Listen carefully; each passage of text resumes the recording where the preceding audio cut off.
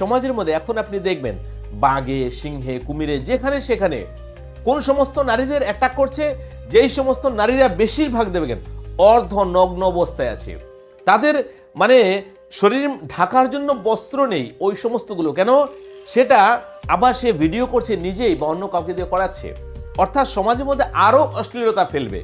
এটাই কিন্তু শাস্ত্রের বিরুদ্ধ। আপনার ভগবান সবকিছু মঞ্জুর করে দিয়েছে, আপনি বস্ত্র পরবেন, আপনার যে সুন্দর বদনটা আছে, সুন্দর তন আছে, এগুলো ঢাকার জন্য, এগুলো দেখে যেন আরেকটা লোক কাম উন্মুক্ত না হয়।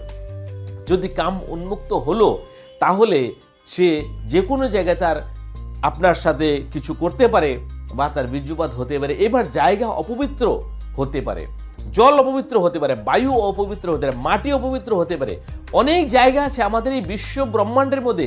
ভারত হচ্ছে সবচেয়ে পুণ্যভূমি। ভারত